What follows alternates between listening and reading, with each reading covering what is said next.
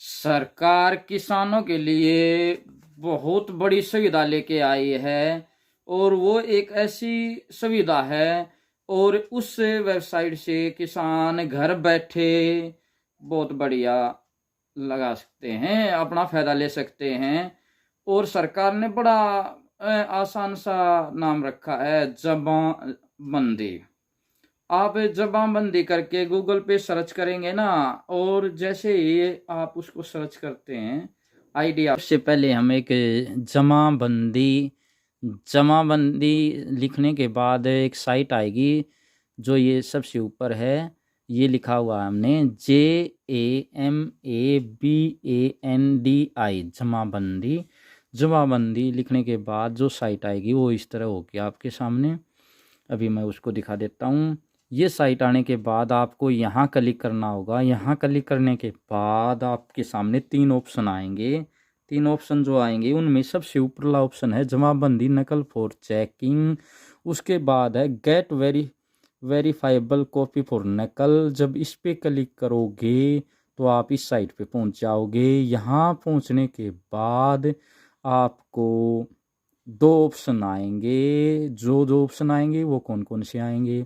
वो ऑप्शन आएंगे ये कि भाई लॉगिन आईडी होनी ज़रूरी है। जब आप इसको अपडेट करते हैं, जब आप कोई नकल निकालते हैं, तो हम नकल निकालने के लिए हमारे पास आईडी नहीं है तो आईडी कैसे बनाएंगे? यहाँ क्लिक करेंगे, हेयर क्लिक हो यूज़ रजिस्ट्रेशन पे क्लिक करने के बाद हमारी एक आईडी बनेगी। वो कैसी बनेगी? वो ऐसे बनेगी। आईडी बनाने के लिए सबसे पहले हम आईडी में जाते हैं और आईडी में इंटर फर्स्ट नेम देता हूँ। ठीक है, मैं एक यूज़र नेम भर दिया। जो भी यूज़र नेम आपने बनाया है उस यूज़र नेम को भर देते हैं और एक पासवर्ड डाल देता हूँ जो पासवर्ड डाला हुआ था। तो पहले किसान को अपना पासवर्ड और नाम करके, और अब हम ये कैप्चा भर देंगे। हो कैप्चा अलग अलग आता है हमेशा। जो भी आपका कैप्चा आता है उस कैप्चे को आप भर दीजिए। तो ये किसानों के लिए बहुत ही बेहद अच्छी सुविधा है और के बहुत अच्छी सुविधा है ये किसानों के लिए। आपको मतलब कोर्टा में पटवारी के पास से चक्कर काटने की ज़रूरत नहीं होती है। ये किसानों के लिए बहुत ही अच्छी सुविधा है। मैं तो ये कहूँगा कि भाई इस अच्छी सुविधा का लोगों ने अपने घर बैठ के अपने CSC सेंटर से सुविधा ले लेनी चाहिए, क्योंकि जो सुविधा के घर बैठे हम ले सकते हैं। तो यूज़र आईडी पासवर्ड भरने के बाद अब आप देखोगे एक कोड भर देते हैं। अब ऐसे ये लॉगिन हो जाती है। ऐसी लॉगिन आ गई, ऑनलाइन भू अभिलेख नकल प्रणाली, आप ये देख सकते हैं। और ये नाम के साथ है, आप ने जिस नाम से मैंने अपने जिस नाम से ओपन की है, जिस नाम से मैं वीडियो बना रहा हूँ उस नाम से है, ये वेलकम प्रदीप के नाम से हुई है। तो आप देख सकते हैं क्लिक करते ही तो ये कहता है, ये आपको बहुत आसानी से चीज़ें बताता है। ये आपको बताता अच्छे हैं आप मालिक के नाम से नकल प्राप्त कर सकते हैं, चाहे तो आप खेवट नंबर से नकल प्राप्त कर सकते हैं, चाहे तो आप अपर किला नंबर बता के भी आप नकल प्राप्त कर सकते हैं। ये बहुत आसान तरीके से बताता है। इवन आपको अगर इंतकाल का भी नंबर पता है ना तो इंतकाल तक भी कर सकते हैं। 4 तरीकों से आप अपने रिकॉर्ड तक पहुंच सकते हैं। जैसे आप कहो, मैं आपके नाम से निकाल के दिखा देता हूँ। आप पहले अपना ज़िला बताइए। अब ज़िला आपका अम्बाड़ा हो गया और तहसील, अच्छा तहसील भी अम्बाड़ा, चलो अब हम अम्बाड़ा चूज कर लेते हैं। और गांव कौन सा? तारा। अभी हम गांव को भी चूज लेते हैं। यहाँ पे आम आदमी को कुछ भी नहीं लिखना, अपने मोबाइल फ़ोन से भी काट सकता है नकल, क्योंकि सारा अब जो ये तरक गांव बताया ये ढूंढ लेते हैं, वो ढूंढ लेते हैं। ये तरक गांव, तारा गांव, हाँ ये ग्वाड़ा, मतलब जो गांव है ना ये आ गया। तर गांव पे पहुंच गए हैं और तर को चूज कर लिया है। उसके बाद तर गांव के 2002 से जमाबंदी सिस्टम के ऊपर उपलब्ध है। यहाँ ये दिखाया गया है भाई, इसके अंदर इन्होंने कि वेबसाइट बता रही है कि गांव 263 के अंदर कितनी खेवटें हैं, कितना इसका एरिया है और कितनी ज़मीन के टुकड़े हैं, ये पूरी गांव की जानकारी दे रहा है, मतलब साथ के साथ है। और आप किस प्रकार से जानना चाहेंगे? अब निजी ज़मीन है, केंद्रीय है, या हरियाणा सरकार की है, पंजाब वक्फ बोर्ड की है, शामलात रास्ता है, ग्राम पंचायत है, आप जो जो आप भी जानना चाहते हैं ना, उस पर क्लिक कर सकते हैं और आप ये कब्जा ले सकते हो। आप रेन्यू रिकॉर्ड में जिस प्रकार की एंट्री जरूरत है, ये सारी जो है ना, आप रिकॉर्ड के आधार पर होंगी। जमीन पर कब्जा किसका है और अब रिकॉर्ड में किसका है, वो सारी चीजें मतलब रिकॉर्ड की होंगी, यहाँ कब्जे की बात नहीं भाई।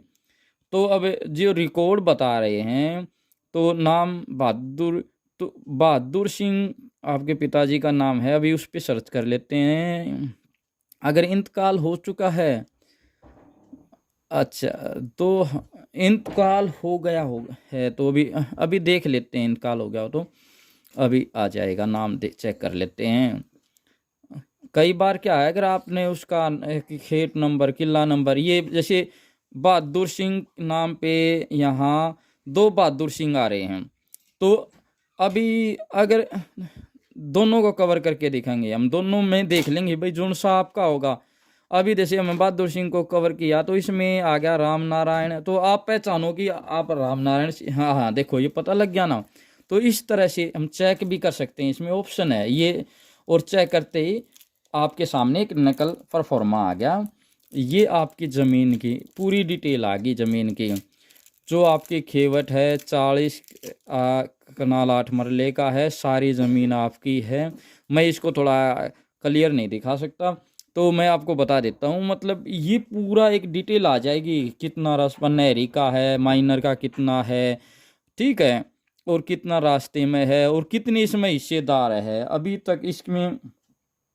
जो जो जो ये नकल केवल सरकारी कार्य के लिए ये फुल होगी आपकी, मतलब इसको आसान से तरीके से आप देख सकते हो। ये जो नकल है, इस नकल में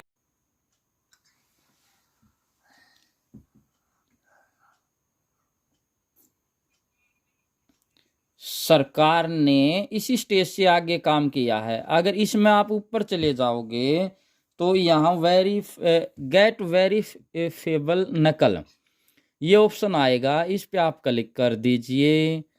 ऐसे क्लिक कर देखो, नेट बैंकिंग की इस पे कोई फीस नहीं लग रही, और डेबिट कार्ड के ऊपर 2,000 रुपये तक डॉक्यूमेंट्स लेते हैं, कोई चार्ज नहीं लग रहा। और 2,000 से ऊपर का ले रहे हैं तो 0.73% अमाउंट है, और क्रेडिट कार्ड से 0 का है। बकायदा ये ऑनलाइन ट्रांजैक्शन फीस बताई है मैंने। तो अगर आप इन चीज़ों से कर रहे हैं, डेबिट कार्ड से करें, तो 1,000 रुपये तक का देना पड़ता है। उसके बाद जहाँ तक फीस की बात है, आप जानते हैं 2 खाते हैं, जैसे जैसे जैसे अगर पुराने रिकॉर्ड में जाएंगे 10 रुपये खाते की फीस है, और 3 खाते हैं 5 रुपये फीस हो जाती है, 3 खाते हो जाती हैं। जो पटवारी के रिकॉर्ड की फीस है, तो ये है कॉपी, ये जो पटवारी वाली है ना रिकॉर्ड की, वो 20 रुपये है। और हाल ही में सरकार ने जो फीस रखी है, ये आप कुल 120 रुपये, सरकार ने कुल 120 रुपये आपको देने पड़ेंगे। तो मैं आपको बताने, अगर आपको 100 रुपये सरकार के सर्विस चार्ज हैं, और 10 रुपये वो पहली के हैं, और 5 रुपये हैं, कुल मिला के 20 रुपये हैं।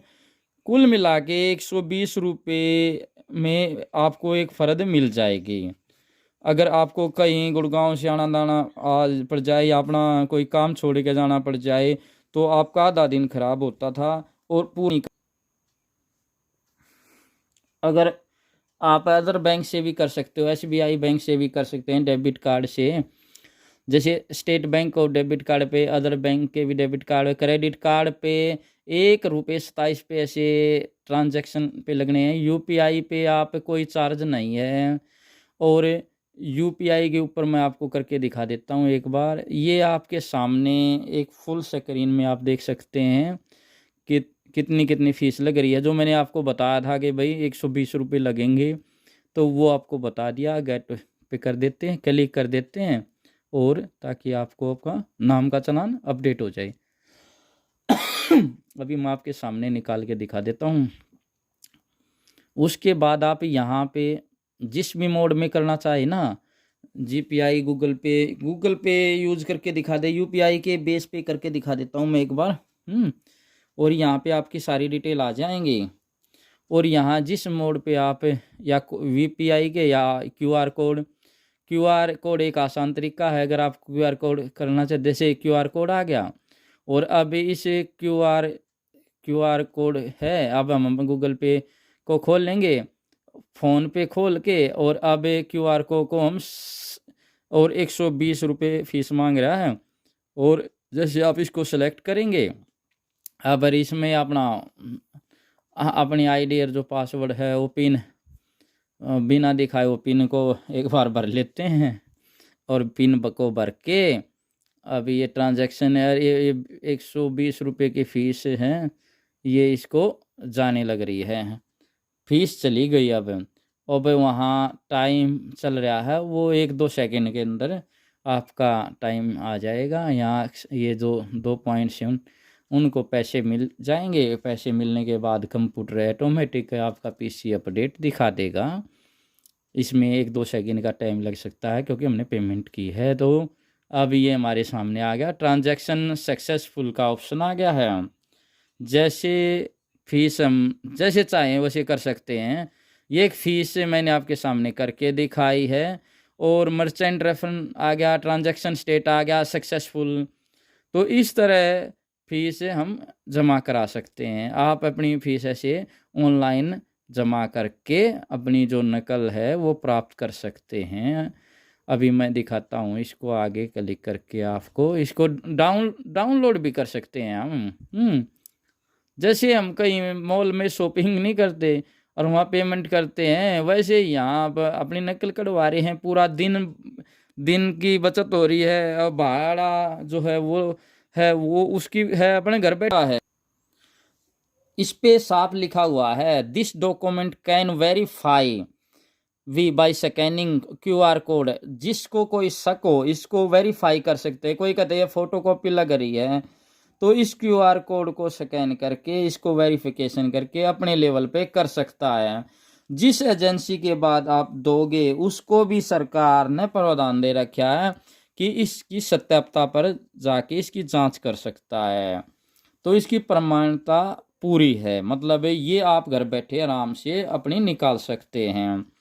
अभी आपको कहीं जाने की ज़रूरत नहीं है, रिकॉर्ड आपके पास है। तो मैं आज आपको ये जानकारी देने के लिए ही था कि भाई कैसे निकाल सकते हैं। सब कुछ डिजिटल है, साइन हो गए।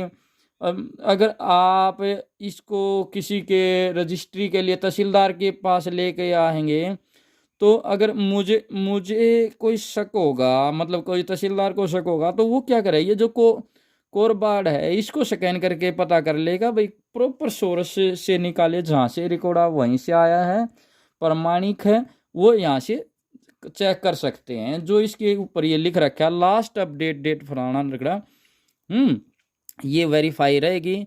इससे आपको किसी भी अधिकारी की साइन कराने की ज़रूरत नहीं है। ये सिर्फ आप 5 मिनट में अपने आप निकाल सकते हैं। कुल 120 रुपये का खर्चा आया है, 5 मिनट में फर्द आपके हाथ में। ना आपको कहीं लाइन में लगना पड़ा, ना किसी अधिकारी के पास साइन करना, ना कोई रिश्वत देनी पटवारी दें। तो किसानों के लिए हरियाणा सरकार ने एक बहुत अच्छी सुविधा लेके आ चुकी है। तो इस सुविधा का किसान भाइयों से निवेदन है कि इसका फ़ायदा उठाइए।